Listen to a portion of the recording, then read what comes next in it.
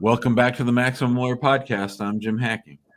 And I'm Tyson Mutrix. What up, Jimmy? Good morning, Tyson. I'm getting ready to go out of town tomorrow. I'm going to take a week off in San Diego with Amani and the kids. And so I'm just excited to be here with you. I'm going to clean my office a little bit, get everything ready. And then I am completely unplugging for every day of the trip except for one Wednesday. I'm going to work in the San Diego office just for that one day. That way, keeping my work and vacation separate.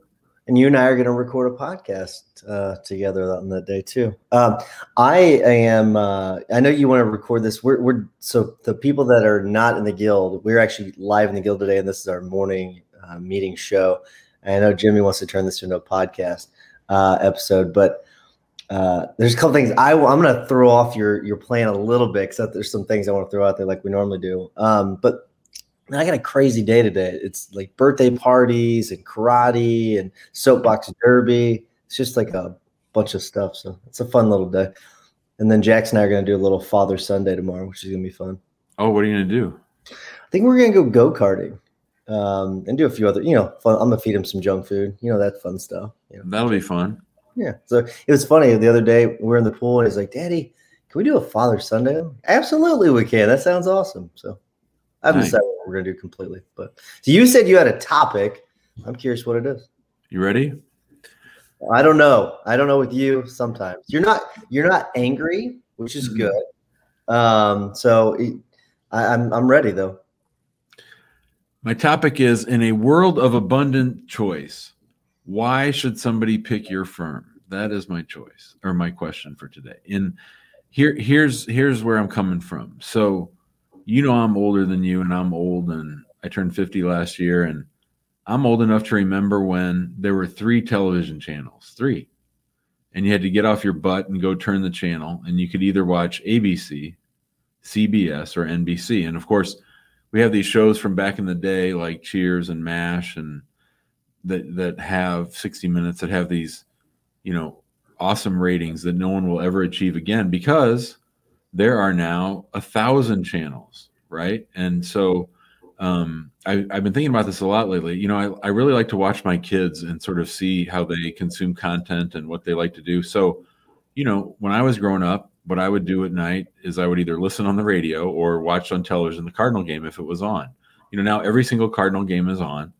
And I came home, and my son, who used to watch baseball every single night, he was playing on his PlayStation, and he was playing what is it called?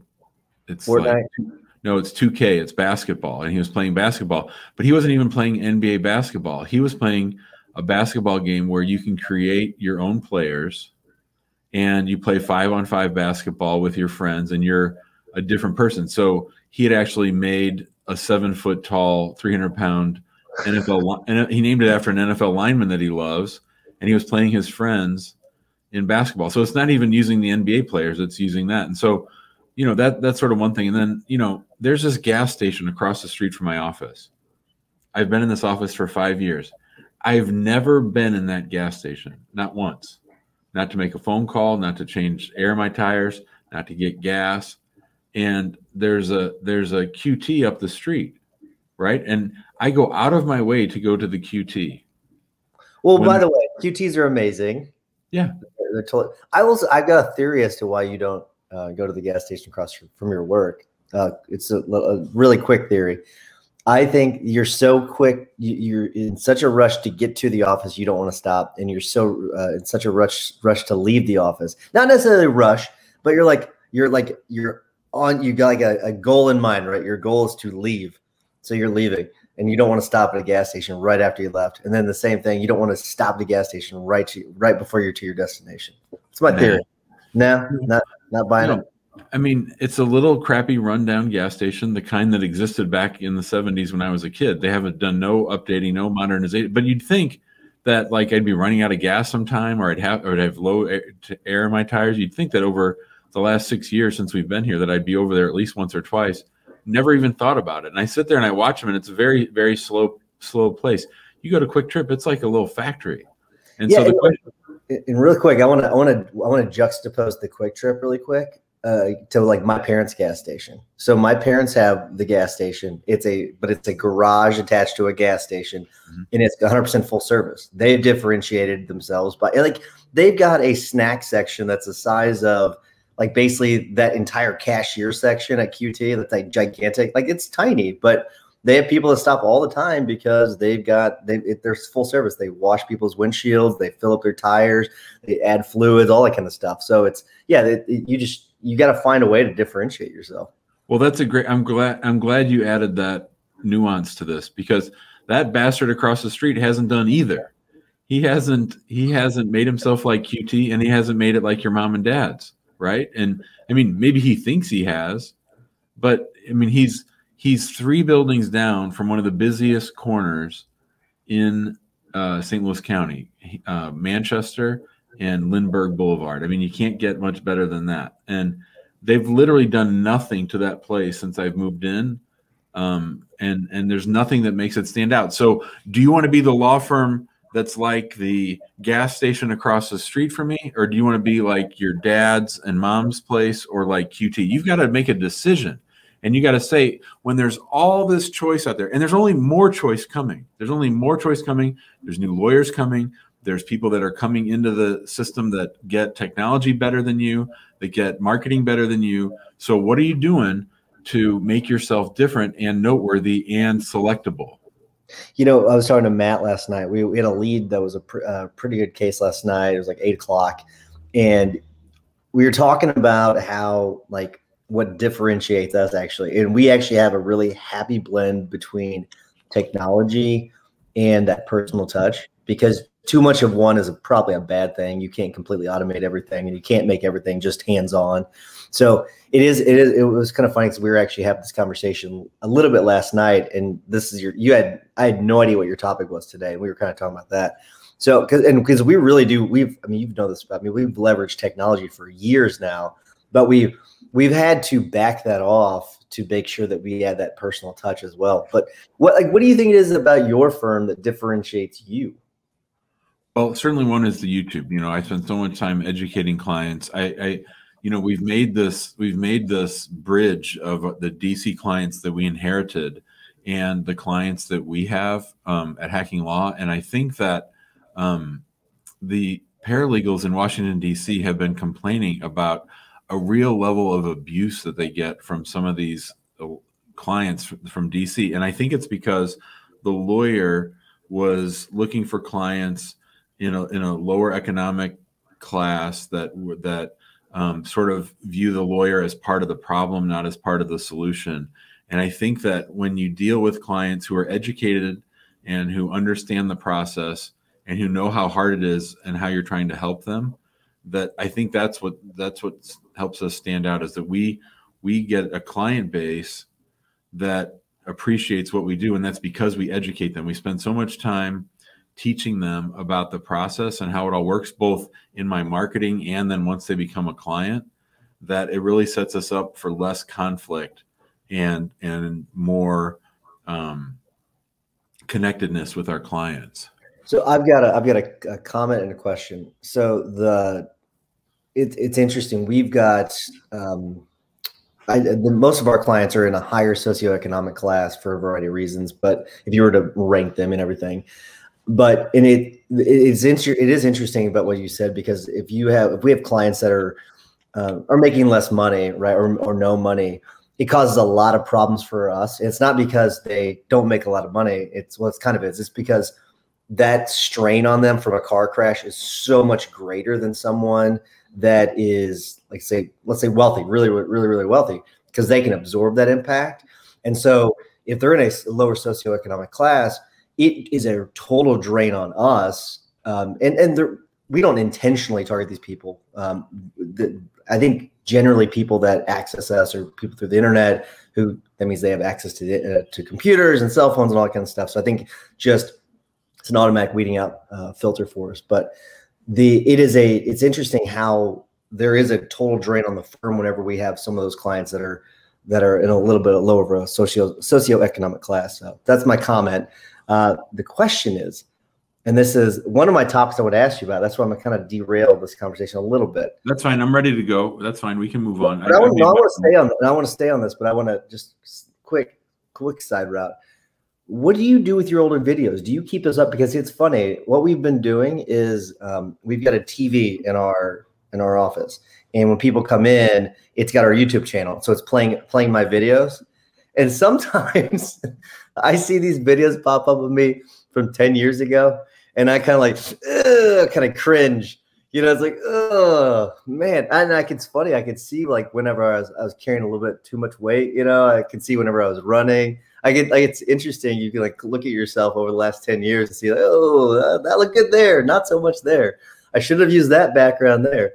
So my thought is leave them up, but I'm just curious if you've done any research on that. Oh, well, no, I leave them all up. I mean, we get views and comments from videos from 5 or 6 years ago. The only ones I've taken down are the ones about deportation, because we're not doing deportation anymore. But generally, I mean, I think it's sort of funny to see how different I look in my videos. I mean, some of them I look like a little kid. And so I sort of, and they're cringeworthy, you know, like we have those ones where my head is sort of cut off at the bottom, and we have the ones where I'm talking real slow and quietly. And then we have ones where I'm just sort of, you know how I get all crazy. So yeah, we leave them all up there. And as far as showing them off in the office, I don't know if we're ever going to have clients again in the office. So I right before the pandemic, I had outfitted our waiting room with a really nice television and signed up for Hulu and everything so that we could have the news on and everything. And that, I mean, I guess we'll have clients back in the office, but I'm not in any rush for that. No, me neither. All right, so let's get this thing back on track. So the topic, I'm gonna do your typical reset. I won't do as good of a job as you do, Jim, because you do a great job of a reset. But today we're talking about how you differentiate your firm to make sure you stand out. And what was the exact question you said at the very beginning?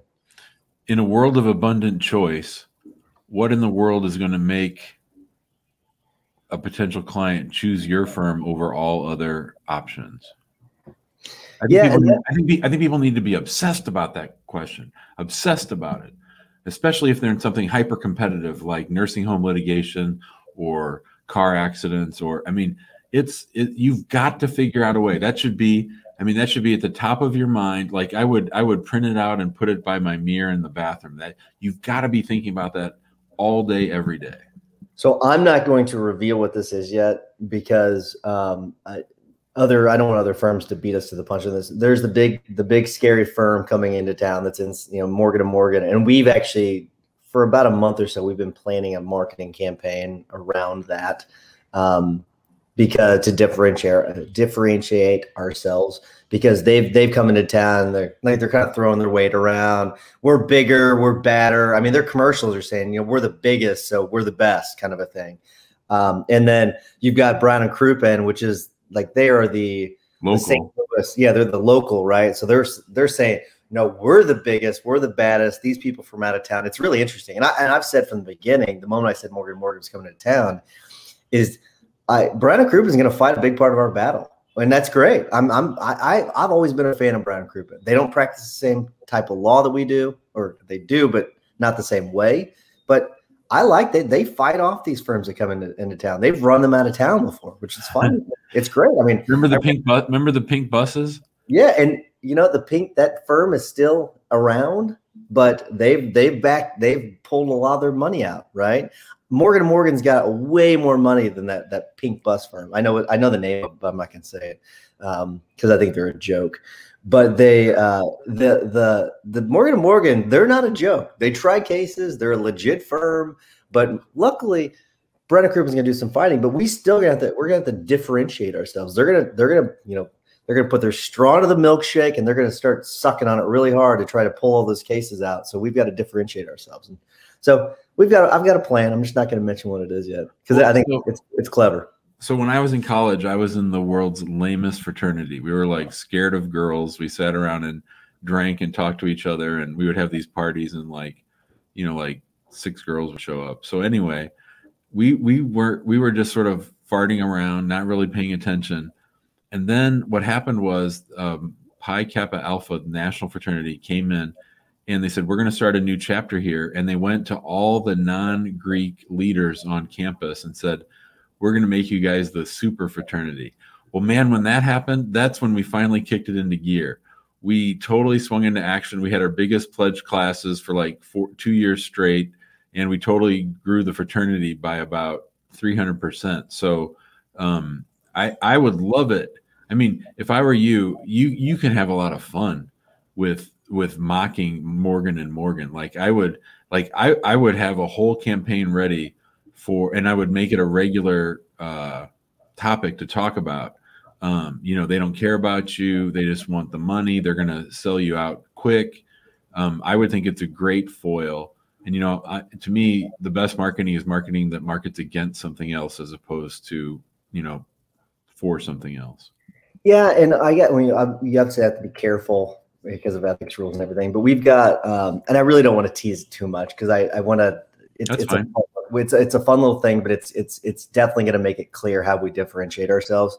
And the other thing is I'll be honest with you, I respect that firm. So I'm not going to attack them, but I'm going to differentiate ourselves and show and highlight our strong points as opposed to showing their weak points. I also don't want to take away from our boogeyman. Our boogeyman is the insurance company. It's not Morgan & Morgan. Morgan & Morgan does a lot for the legal community. And so I'm not going to really try to kick them. And I also don't want to hit a bee's nest and have a bunch of swarm of bees around me either. I don't want to create that either. But I am going to find a way to, or I've found a way to differentiate ourselves. It's just a matter of implementing that plan. So well, you can have two boogeymen. It's okay to have two. You can have the insurance company, and you can do that one on the down low, or like in the internal marketing that you do, like emailing your lists and stuff like that, stuff that's not necessarily public. It could go public. And of course, I don't know if kicking the hornet's nest in that situation wouldn't be bad. I mean, if you get a pissing match with Morgan & Morgan, that might not be the worst thing in the world. Yeah, that's very, very true. That's actually not a terrible point. So going forward, you have, let's turn this back around on you for a second. All right. You have gone into Washington, D.C. You have gone into your dream home, San Diego. D.C. is a different situation, so you don't necessarily have to differentiate yourself off the bat. Not yet.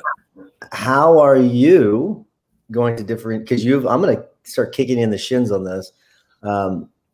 Why or how are you going to differentiate yourself in San Diego so you can start generating more clients in San Diego? Because if I'm someone that's, and I honestly, I don't even know how this works. I guess if I'm living in San Diego and I want to bring over someone from another country, why would I hire Jim Hacking, who's in St. Louis, Missouri, as opposed to Mark Harlan, who is in California?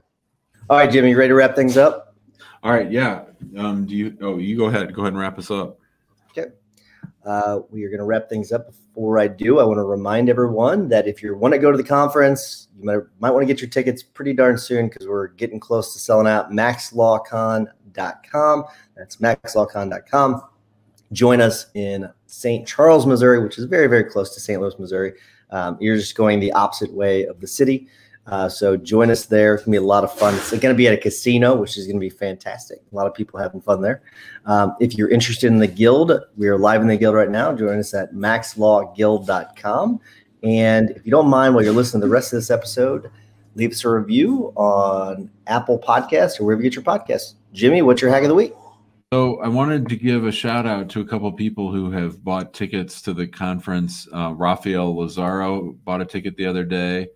Who else? John Strohmeyer. We got people signing up every day, and I just wanted to give a shout out. Daniel Ware. It's fun seeing these notifications. We used to Chris Raggebi. We used to message each other every time we got a ding for somebody signing up. We probably should do that again. That was always fun when we did that, but it's fun seeing people register 24 hours. We had a registration at like 3 a.m. the other day, and I'm like, well, that's funny. Because you never know what it is that makes people raise their hand and say that they're interested. So I'm just excited. And like you said, I think this will probably sell out. For my tip of the week, so, one of my favorite marketing guys, of course, is Dean Jackson, and James Schramko is another one of them. And I was listening to James talk to Bond Halbert. Bond Halbert is the son of Gary Halbert, who's one of the most famous copywriters of all time. And Bond Halbert has a book out. It's a few years old, and it has a very strange title. It's called The Halbert Copywriting Method Part 3. And as far as I know, there's not a Part 1 or a Part 2.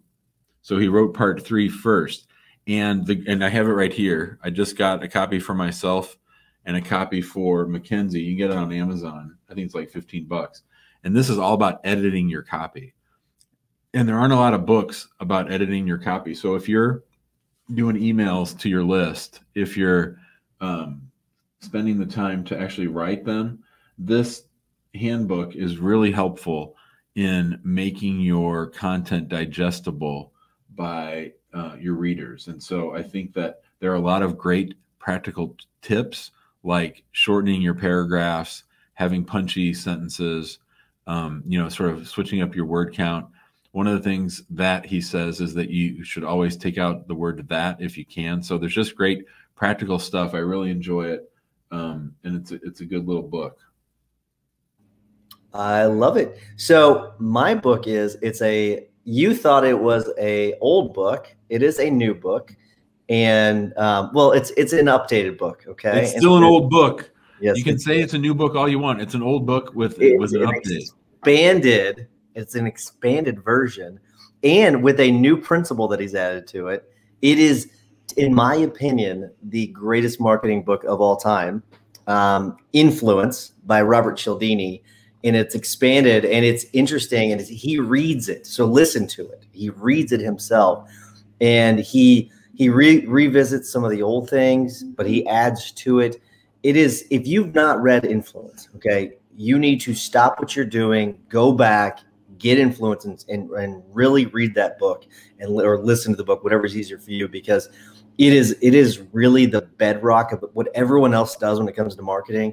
It's based upon the book Influence. And that is not an overstatement. That is absolutely true. It's all based upon the principles that he has identified. Okay, so go back and listen or read to that book, Influence, and it's the expanded version. It's amazing. So definitely check that out. Jimmy, it's been fun, buddy. Cool, man. Have a great weekend. You too. Have fun in San Diego. All right, later. See you guys.